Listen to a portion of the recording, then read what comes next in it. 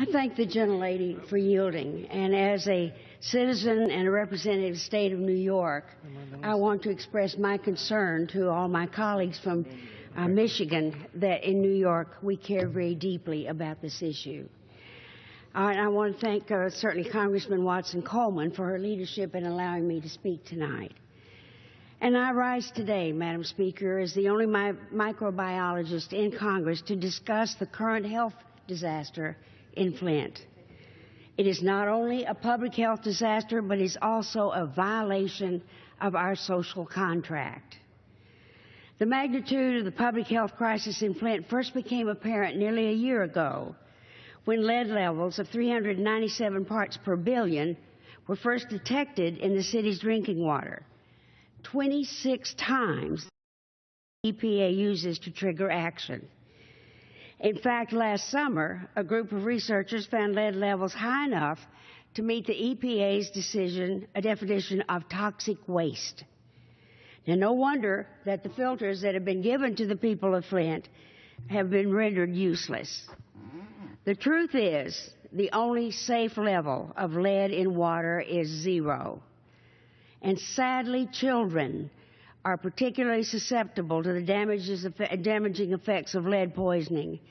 And the proportion of infants and children with above average levels of lead in their blood in Flint has nearly doubled since this crisis. This toxic metal robs their brains of gray matter in the regions that enable people to pay attention, to regulate emotions, and control impulses. For the rest of their lives, these children will likely suffer from neurodevelopmental damage, from reduced intelligence, from behavioral changes, anemia, hypertension, renal impairment, and other lifelong effects of lead poisoning, including a higher risk of incarceration. What's worse, these children have been poisoned as a result of deliberate decisions and systematic failures by the state of Michigan. Make no mistake about it, all of us who serve in this House and in yonder hall, as I said, the Senate, have a responsibility for these children because our oath requires that we will protect everyone from enemies both foreign and domestic. And we have no right, and I think it borders on criminal, that we would allow this kind of thing to happen to children who are also in our care. The failures of the Michigan state government are inexcusable. And doing this to our smallest citizens is criminal. Need I remind us, the democratically elected city council was superseded by a state-appointed emergency manager. I don't know what the emergency was, but he certainly created one, who made these dreadful decisions that brought us to this process and to this democratic process that was undermined, and the hundreds who live with the consequences of it. Those in Congress who blocked investments in our nation's infrastructure need to take another look at the consequences of their inactions. Instead of investing in roads, bridges, and pipes, we spent trillions of dollars on bombs, on decimating other countries, and on war, and wounding over about 60,000 young Americans.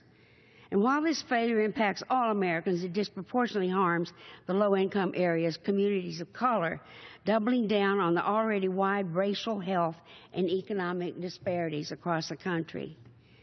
Now, Flint is only the latest example of this disturbing reality, and I fear that it is a bellwether for the rest of the nation. Just underfoot, nationwide, are century-old water pipes in almost every city, certainly in the New England states, that may be the very next to fail.